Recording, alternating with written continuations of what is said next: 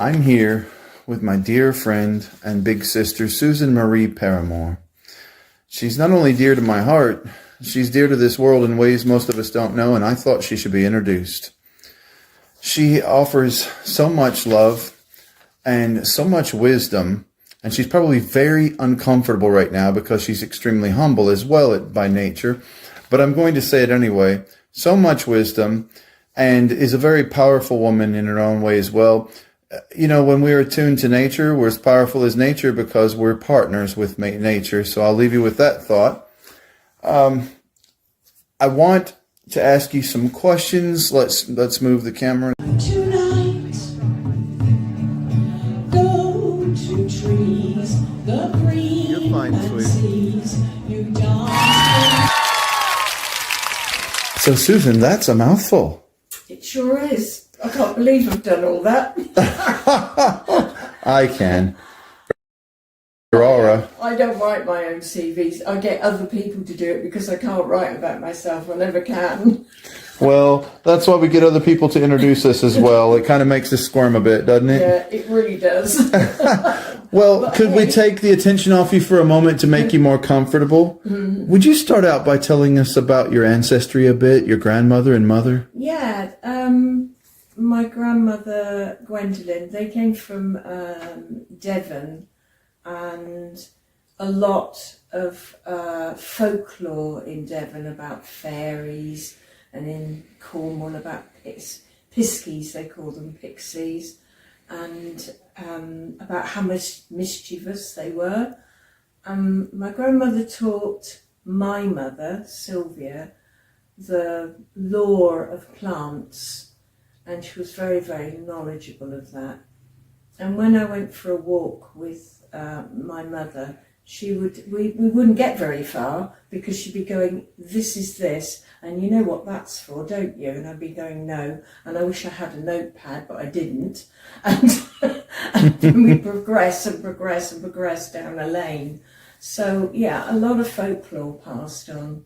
And my mother's favourite flower was the primrose. And so I did do a little video, and it's on YouTube about the primrose, and I did another one about the willow tree, and they're really in honour of my mother. So a lot of folklore, and so that knowledge, that background, they called it folklore more than witchcraft in those days, although there were witches, especially in Cornwall, and it's very, very secretive, very, very secretive, because there was still quite high religion about, so you had to be secretive about it.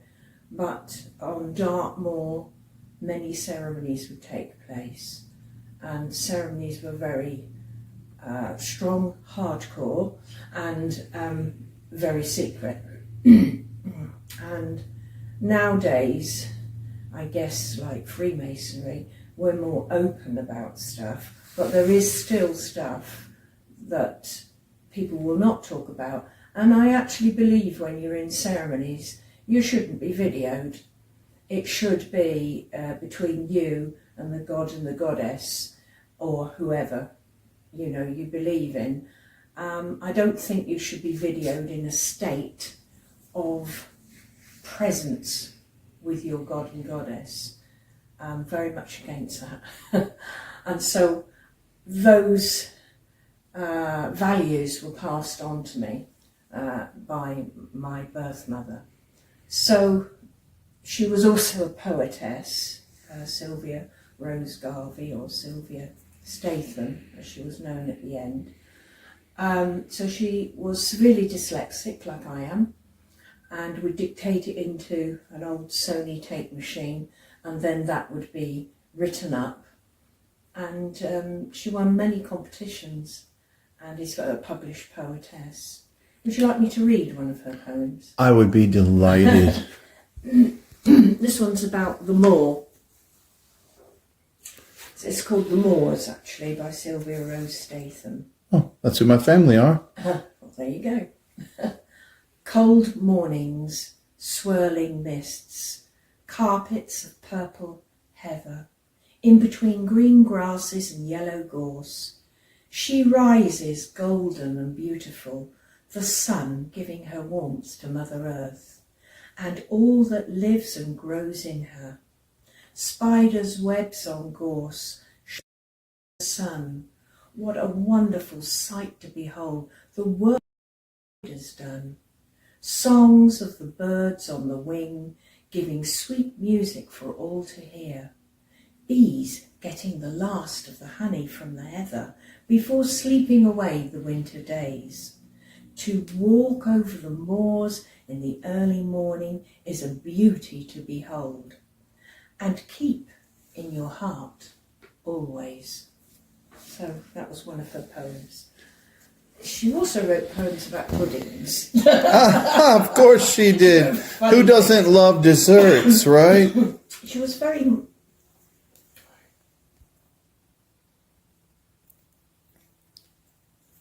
She was very involved with Boscastle, living close by, and knew Graham King quite well.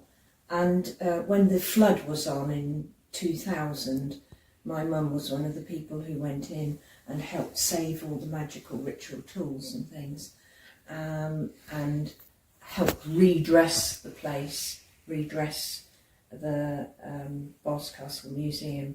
So she was very involved in anything to do with witchcraft in that area. She also knew Janet Farrar, and because obviously of the age, and had met her in Glastonbury, and she said, you know, she really took to her, and she had many of her books. She had her books, and she also had the candle magic books of Lady Rhea, and she also had lots of other people. Anybody. Are those books by Doreen Valiente? They books are that were hers? Yeah, those were my mum's. I inherited a complete library, a complete and utter library of her stuff, and she taught me candle magic. My mother taught me candle magic, and I really like it. And she took a lot of that from Lady Rhea's books, and she was open about all religions. There are many books on Mayan religions, Egyptian, Viking. So her mind was totally open, and then she decided the path she wanted to go. And she always said, you can't grab onto someone else's path. Don't be a mirror. Actually do the work yourself, and do not be lazy. And she used to say that, do not be lazy. Yourself, read, look around, travel. One of her biggest things was travelling. So yeah, I mean, she passed in 2019 in October, and the Pagan Federation sent Nick Gibson. She came because she liked my mother, and also she was like a representative of the Pagan Federation South. So she was well known within the circles. Other things she did was a very little known form of oracle reading, which is sand. And we used to go and dig buckets of sand at Sennon Cove, where she used to sit and write her poetry. And then the sand would be sifted and put in a big tray, and she had shells, and then she would do readings, sand readings. So a very little known way of doing that type of magic. I certainly never heard of it before this. No, she taught that as well, so that was nice. But lugging a suitcase of sand, when people used to volunteer, I'll carry that suitcase for you. They didn't realise it was going to be that heavy. So, you know, a lot of information passed on, and she, you know, had second sight, and that's something that I have as well. more premonitions I have than anything else. And then I'd phone her up and say, what does this mean? I don't quite understand what it means. And she'd say, you have to sit quiet, let it happen, and then see what happens with it. Because sometimes my premonitions are pretty dreadful. So, wow. Yeah, so it's a burden. It's a gift, but it's actually a burden. To me it is. Yeah, you know, I've known a few people, I don't know about you, but I've known a few people that only seem to have those premonitions when someone's going to die, and that is dreadful. Yeah, I've had several of those and other ones as well. And I've not been able sometimes to work out which way it was going to go. So, right. So, I miss her. And this is one of her carvings here. It's called Quiet Reflection, that carving. And it took her 2 years to do that. So she tried to do something every year and was still going to college at 80. These are some of her first little carvings here. So she used to go to an adult class and do carvings. And she said, always keep learning, and that's what I have taken on board. And I say to anybody else, never stop learning, never think you know it all, because you don't. Because the more knowledge that you gain, you actually know that you know. That's the Does truth. that make sense? And the older you get, the less you actually remember as well, right? Well, for me, that's the case. I should speak for myself. So, last year I did, the year before, when COVID was on, I did Amicus Mortis with Christopher Hughes, who's an amazing writer and a high druid, archdruid of Anglesey, which means friend of the dead. And so I'm certificated in that. So I quite like to do that. And last year with Peter Morgan, who runs the Pagan Tribal Gathering, I did a fire instructor's course. Why at my age did I do that? It was like a para course. It was like, it was a paratrooper's course. So how many days and hours? 5? I think it was 4 or 5 days. Lord. They went like a flash. And lady. You got up and it was physical, and mental stuff. So things like the broken arrow, Yes. because you have to do those things as well. And then multiple fire building, multiple firewalks. I think it was 96 or something. Yeah. And then also things like, can you put a needle through your hand? And many men refused to do it, but I did it. And I sat there with this big needle I had this big through my hand. Wow. And they went, you can take it out now, Susan. And I went, oh, okay. So that was physically, mentally challenging. Yes. And method was done as well there. So that's something else I've done. And so this year I'm doing another course with Christopher Hughes, Ceridwen, so the priestess, Ceridwen, the witch and priestess. So we have to learn some Welsh. You have to learn Welsh language.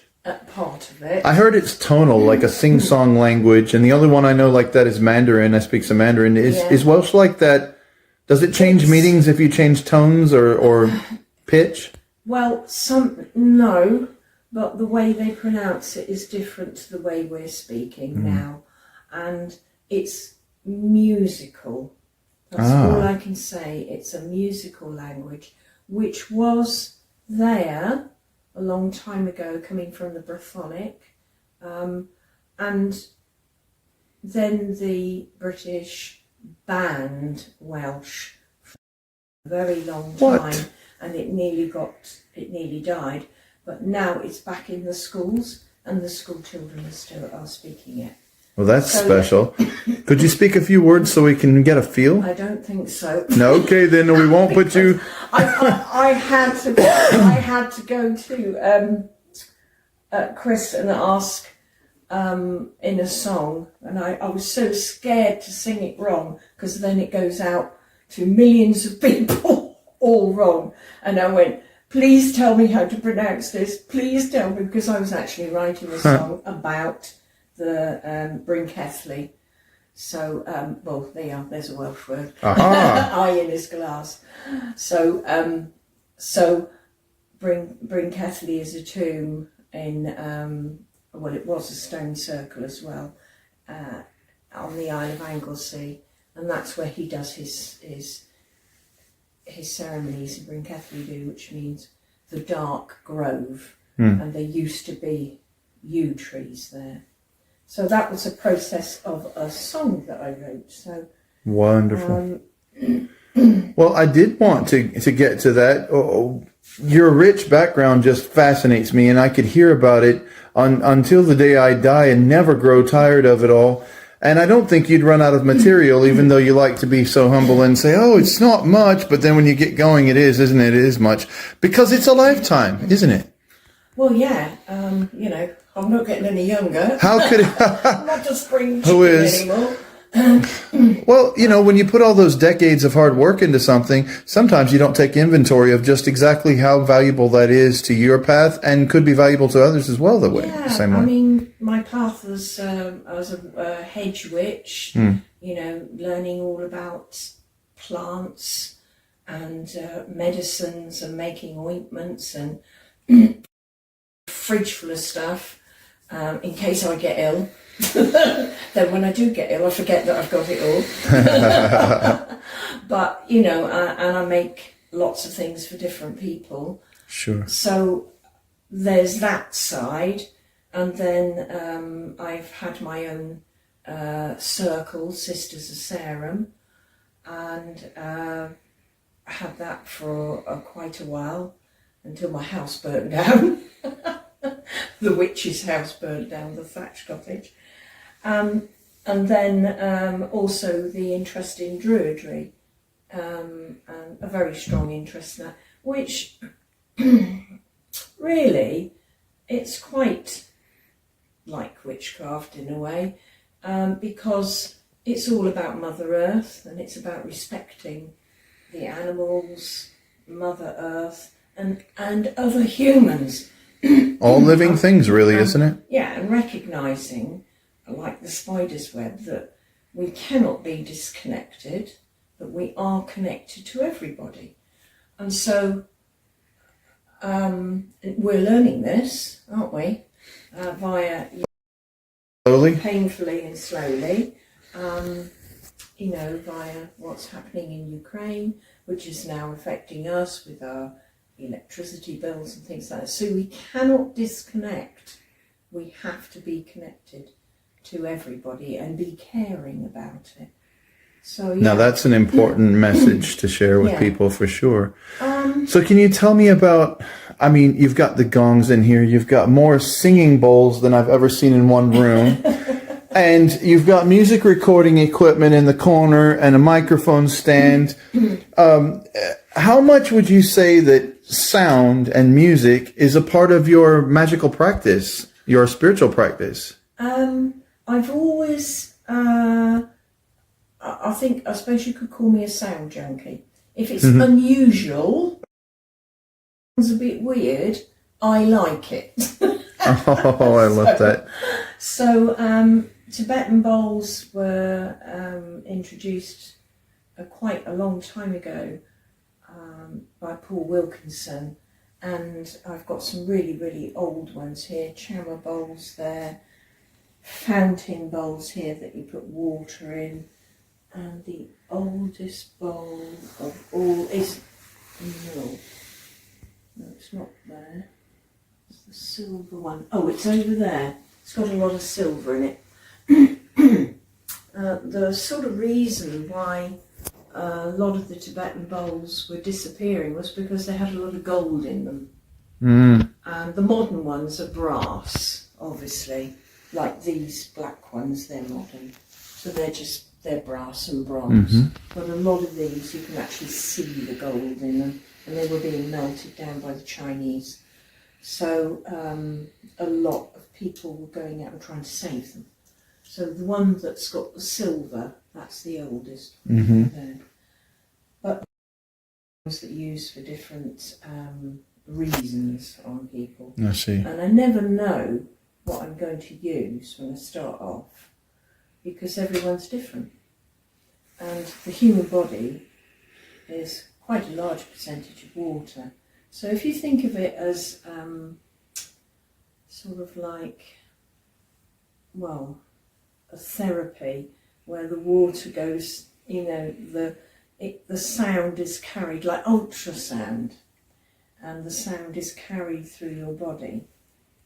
And it does actually affect your brain pattern as well. Of course. It slows you down. I'm glad you said that, because frankly, since we know scientifically these days, or we believe we know, every single particle in the entire universe is always vibrating at one frequency or another, then we are also able to ascertain that even things take their shape and change shape. You know, like cymatics shows us directly that they can take shape and change shape based on sound vibration. So sound may have a very fundamental part to play in this universe, and it certainly can have a fundamental part to play in any powerful magical working, I would say. If you take put water in the big bowls and then you start playing it, it goes into like a mandala pattern. Oh, wow. It actually goes into a pattern. The water does. The water goes into a pattern. Oh, wow. And I remember, well, you said about the microphone here. Mm-hmm. I'm lucky enough to have a Neumann. Oh, is it fancy one? I record up here, and you can hear that it's an echo. It's a live room. And all my recordings are done in my meditation room. So if anybody is listening to any of my music, this is where I record it. I'm glad you mentioned your music, because I was wanting to ask about that anyway. Can we talk about that? You said you have a special process that you go through to produce each song, to write and create each song. Yeah, I do. And it goes through a sort of an evolution. It doesn't necessarily remain in its original raw form. No, it doesn't. Could you talk about that? Yeah, I could. Your temple room is absolutely stunning. Oh, thank you. It's really kind of you. I have made the effort. I believe it. But a lot of these pieces belong to my mother and to my stepfather. And some are mine and some are from Peru. And pieces that have been made. It's very special that you're willing to share this was made special by place. Andre Carreras from Brazil. He made that for me especially, along with some drums. Andre makes beautiful things, doesn't he? Yeah, he does. This was made in Glastonbury. That's my mum, Sylvia Rose, who was a very committed witch. And highly respected. And shaman. Wasn't she? Very, very much so. And her husband Don made all the altar pieces. Just amazing. For the circles. But this, that reminds me a bit of the Virgin Mary statues I've seen, was your mother? And my mother carved that. It took 2 years. Wow. And it's called Quiet Reflection. And this piece here, these two, were made by Kerry, Dan the Bard's wife, when she was doing terracotta work. They're beautiful. They are. Yeah, there's a story behind those, of course. Well, there's and some going other to be pieces from Malta. That one, that lady just to the right is from Malta, and obviously I brought, and that's Spike, my partner that died. Yes. And a piece from Egypt that I brought back, a crystal sword. And obviously on my altar, that's my mother and father. Because when I talk about this lady, this is my birth mother. So I was very... Oh yeah, and Iemanjá from Brazil, with the arms up. Yes, that's striking. Alexander told me loads about it, which I was really, really happy for him to do.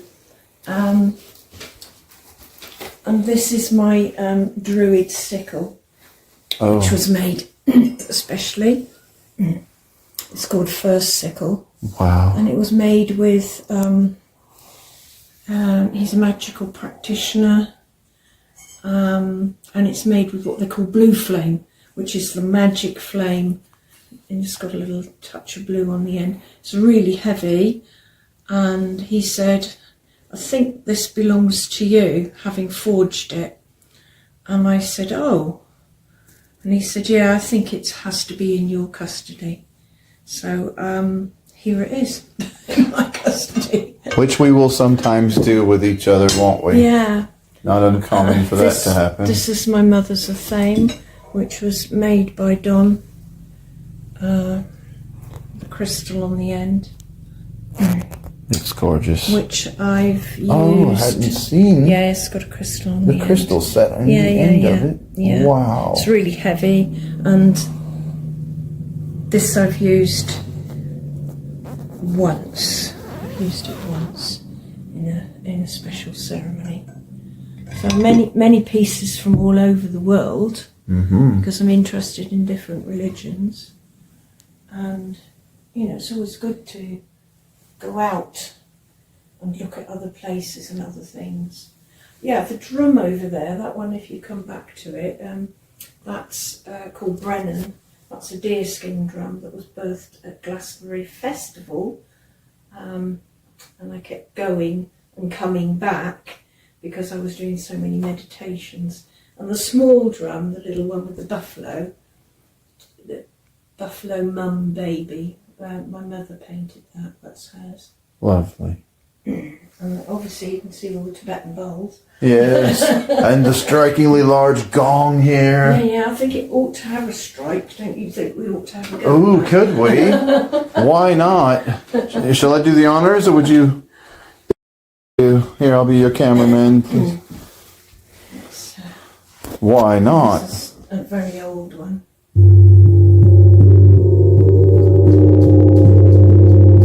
Oh, the resonance is powerful. Does it go through you? It does.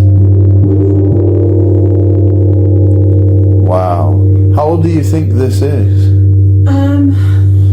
Well, it comes out of a temple, because the person, Paul Wilkinson, who collects from various shamanic practitioners, I think he said it must be over 300 years old. Goodness. And that's what I call my male gong, and then I've got what I call my female gong, which is not as old. It's not as old, but it is lovely. Still got the temple string on it. Yeah. So it's has a lighter sound to it. But those are, all part of the interests that I have. Mm-hmm.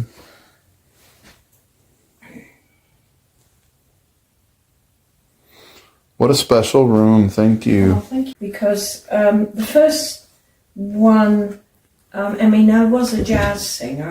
I've done lots of different genres of music. I've written in pop shows, I've danced in them. But the first one I did as a pagan one, very much encouraged by Dan the Bard.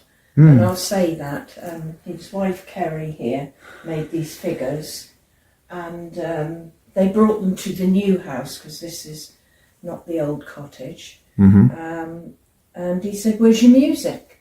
And I said, "Oh, I've stopped doing music." And he said, "Well, why not? But get started." And I honour him in he was encouraging in every way.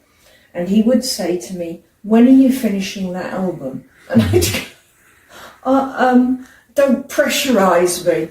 So 9 years later, nearly 9 years, I went, "I've done this." And your band is called Cardia?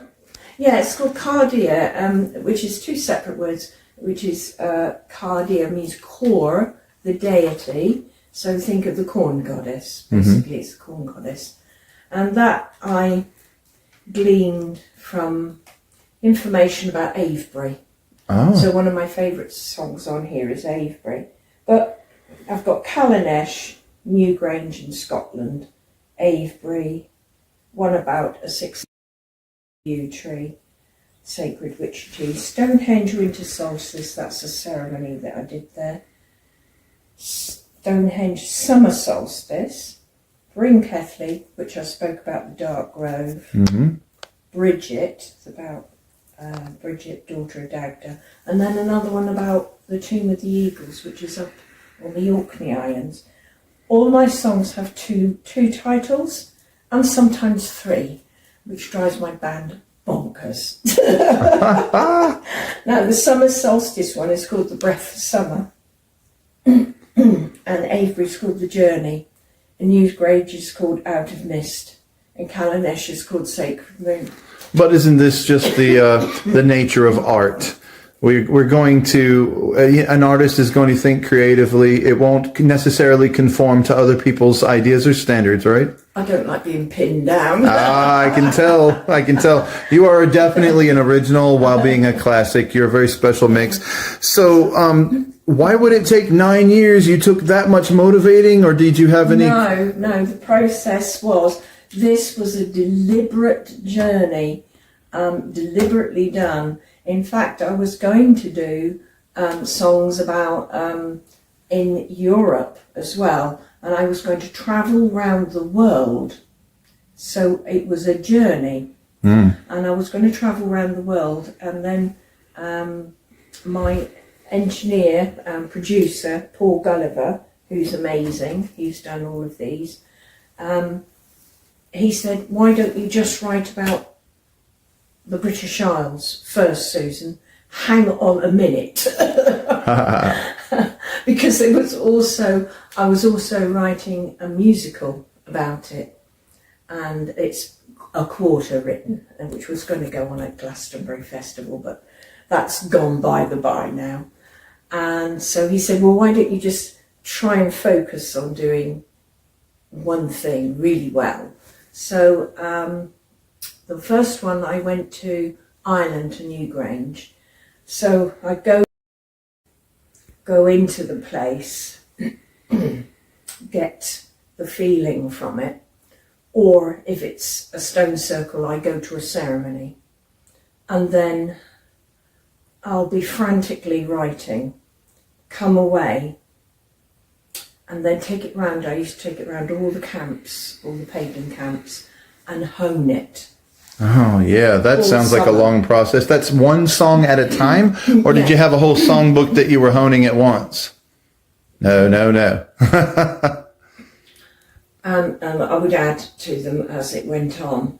But I would test it out on people and see how it would go. And from their opinions, I might change it. So then we would, when I was happy, record it.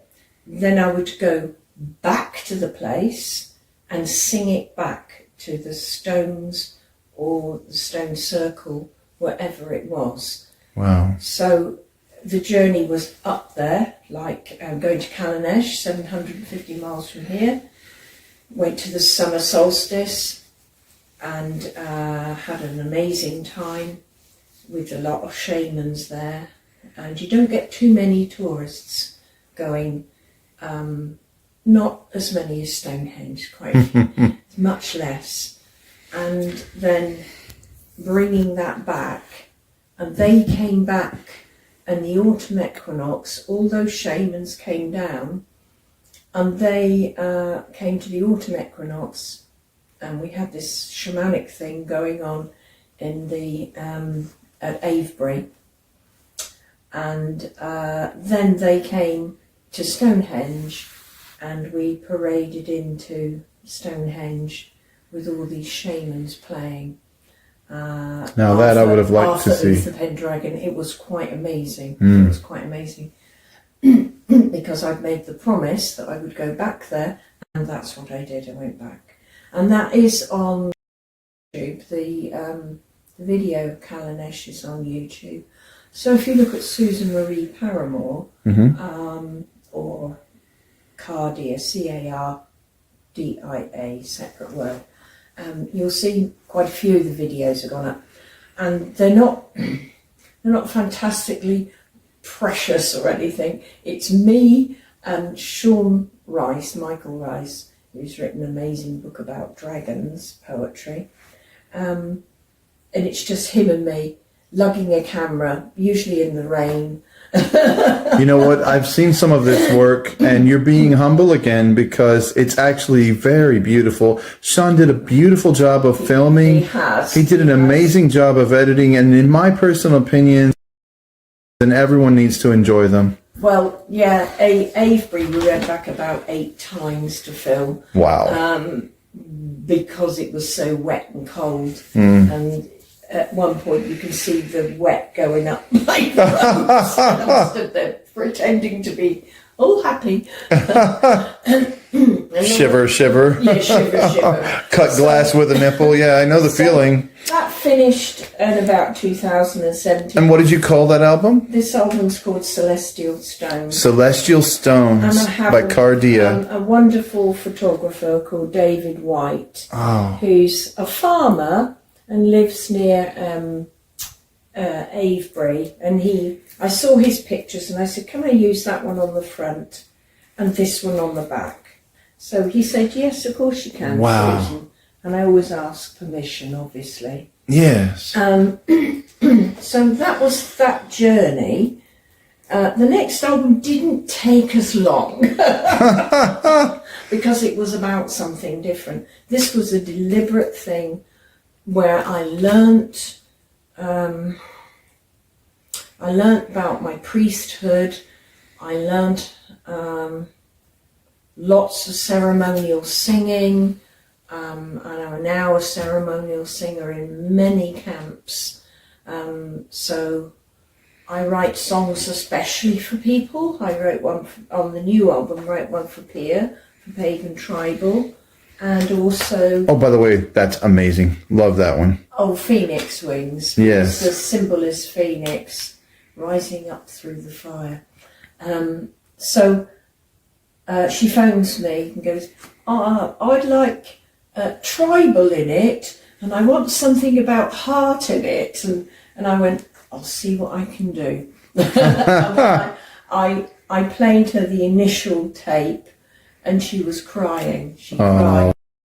That is, again, I thought, how can I do this? I can only do this from a ceremony. And her first camp there, I saw the images, because I see everything in images. And I saw the dolmen and everyone in their long robes flapping in the breeze as they walk past you've seen it yourself now, haven't you? Past the little lake. And then they're moving towards the centre of the big circle. Right, and they got a huge fire set up for the middle. Fire was going, and hundreds of people, and then the dancers came in with all their wings and everything. So the whole ceremony, everything that happened that night is written in that song. Oh, perfect. So that's the way I approached that one. And the first thing that happened was a little oak tree was planted. And that's where it starts. O King, bless our planting. O King, bless our planting. I love it. And that is Spike there. He was the priest who, he's no longer with us, but the tree is. So. And Spike, what was there to plant the tree? Yes, he was blessed. He blessed how it. special. Yeah. So this one, the next album, I did a collaboration with Naomi Cornock, and her artwork is amazing. Nothing short of amazing. Oh my goodness, that is the most gorgeous image. Look at that. Yeah. Incredible. So we worked together, and it's about my yew tree, which is up the road here. The mother one. Yeah, the mother yew tree. And it's about spring and winter, so you come from the priestess going around here butterflies for rebirth. Mm-hmm. There's a big banner downstairs. Maybe you'll take a video. I definitely took banner. a few photos. I should take some video, yes. So then you're coming around here to the Kyliak here, to the winter, and then there's all the water pouring through. Because the main song on this is called In the Arms of the Goddess, and that was gifted to me under my, it was 2018, I was sat under my apple trees eating an apple with a big pile of apples beside me, and it just went duke. The whole thing came to me in one go, and that's happened once before, and that was the Witchy Tree song. That happened like that. They don't all happen like that. But, and you were there at the beginning of that song. I was, and it was a real pleasure. And you know what? And that developed. I'm the sort of person who loves the raw, in the woods, with the drums in our hands version of the song best, but I also love the one you recorded because it has all these elements of your skill and your background placed into it, and it's a lovely, polished, professional piece. It's really beautiful. It's ethereal. It takes me to a different place when I listen to the recording, but also I think the rhythm in my soul, and I feel my devotion to my lady proudly welling up inside me when we do just the raw, in the woods chant sort of version we started with. I appreciate your process because I got to peek at it once, you know. It's amazing. It's beautiful. And, you know, so these are not just songs. These are not just songs recorded on CDs that someone can own. These are pieces of your magical path, your journey, your spirituality. There's so much, aren't they? Yeah, definitely. When I go on stage, each song to me is magical, and that is what I don't want to be a rock star. I don't want to, I do get my audience singing the choruses. But every one of them is a magical process, and I tell them about that. And people are interested in the stories behind the songs. Absolutely. Always. This In the Arms of the Goddess is about rebirth. So, lessons of rebirth. Now that one is about there it is. So that's only part of the picture. Wonderful, wonderful artwork by Naomi, who's done lots of collaborations with lots of Americans. Right. Some wonderful collaborations. And so as I was birthing these songs, she was doing the drawings, and we actually became connected. As I said, I've got a blockage about one line in The Gathering. In The Gathering, which is very, very witchy. It is. I love it. And it was all about the fox. And she said, I keep drawing foxes. So we became really magically connected. So Lessons of Rebirth, that's about my mother, and about Dartmoor, and about learning from your elders, your ancestors, words of wisdom, taking them on board. If you talk, you're not listening. So if you listen, you'll learn. My mother used to say, you have 2 ears and 1 mouth. Use your ears twice as often. There you go. So we talked about Phoenix Wings, and then The Gathering. Now The Gathering came from something I'd seen on Facebook years and years ago, and it was 3 little bears dancing in a forest. And it was true. These people came across these 3 little bears, stood upright, like holding their paws. And then the mother came and they went. And it was a video. And I just couldn't get that image out of my head. And I thought about, in fact, the drawings are in the other room. Beautiful little drawings she's done. Naomi has given them to me, originals. And I thought about these little bears and all the animals gathering in forests. Then I thought about witches gathering with them. And so that's how that one, Where bears dance in a forest clearing, doe and stag beneath a shady glade, salmon leap a silver stream, horny toad croaks from a murky pond. I love that line. Horny toad croaks from a murky pond. I'm on producer. It definitely sets the stage and puts you in. My producer said, "What?" And I went, "It's staying." That's it. And then the piece about strong spells. Strong spells are cast with wands aloft at the thinning of the veil. You know, so I think about that. It's all image. It's all imagery to me. I love it. It makes me feel things. All of your music turns on my emotions, vibrationally affects me all through and through. And I think that that's something extremely valuable, because the lessons that you have to teach are hidden in your music as well as coming out of your mouth and from your pen. I feel like I'm enriched just by the experience of the music. So I own your music, and I urge anyone else who wants to test it out and see what it makes them feel to go ahead and have their copy and enjoy in peace and quiet. Enjoy the music and let us know by all means how it made you feel. That would make my day. Would it make yours? Yeah. Yes. It's like the Wicker Man came from the Mercian Gathering, because they have this massive wicker man, and that came out of a drum and voice workshop that I did. And I was in my yurt, and suddenly it came into my head, this chant, and by the evening that's what 500 people were chanting. Oh, I love it. And I was like, "Ooh, but it's not ready. Ooh, ooh." Yeah, but you couldn't help sharing it, could you? But it was.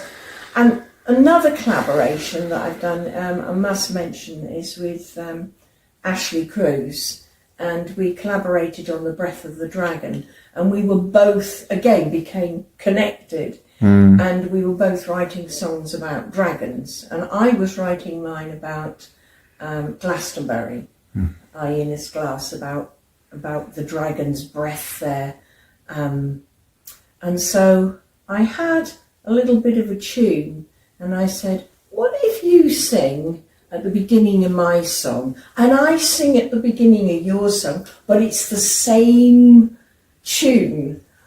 Oh, fascinating. And we ended up, she came over here and recorded it, and then I recorded it and sent it across to her.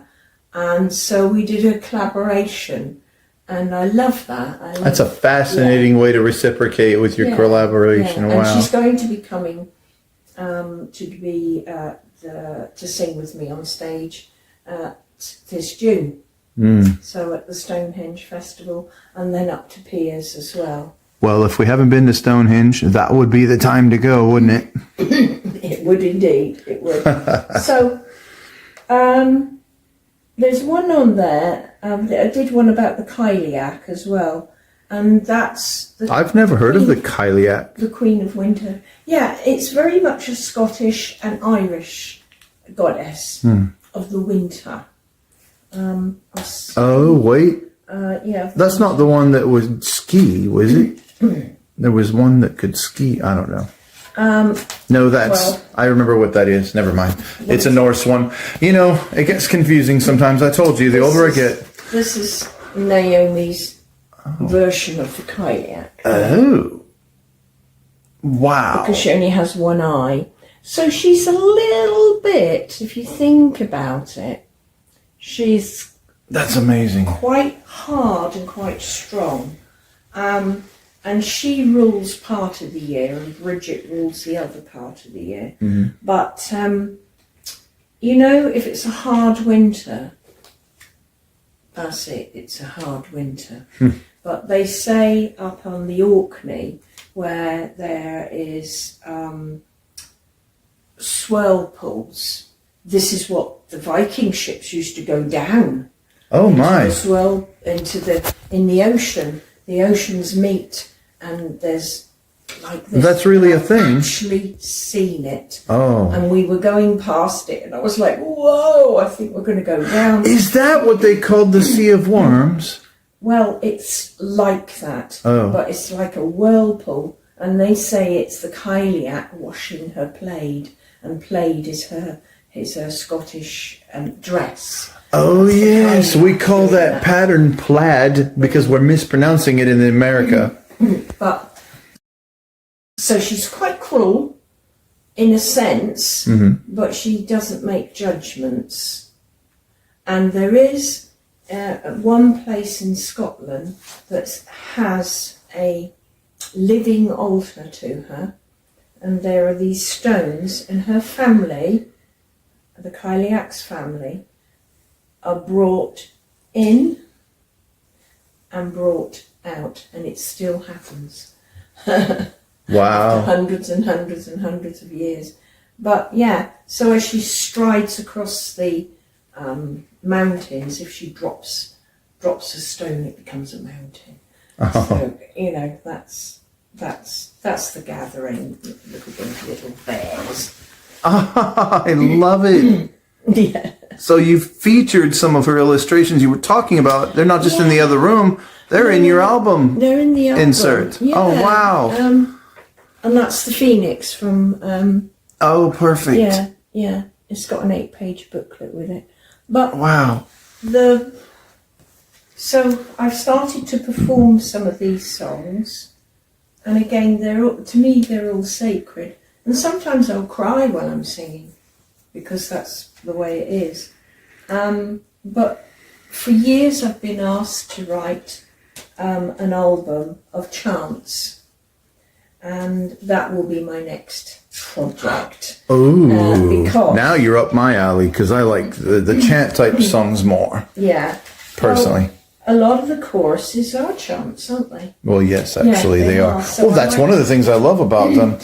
But that's, the raw chants with just me and a drum, or just a chorus of several of us around a fire. Those things are, I guess, the traditional happy time for me. You know the one, because I was sat round a fire at the Mercian gathering, and it just came in my head. It's really simple. The moon was up there, and I just said, I sit by the fire and I watch the moon.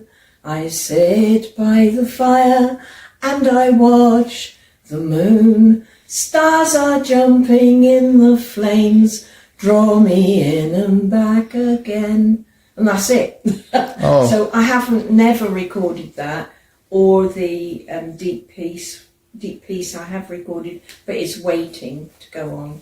So yeah, I think that's the next thing that I'll do. Oh, I'm going to love it. Yeah. I'm going to love it. Can't wait. Well, thank you so much. We really appreciate you. If people want to find your music, where can they find it? Not YouTube, surely. Where can they get your CDs? Well, on my own website,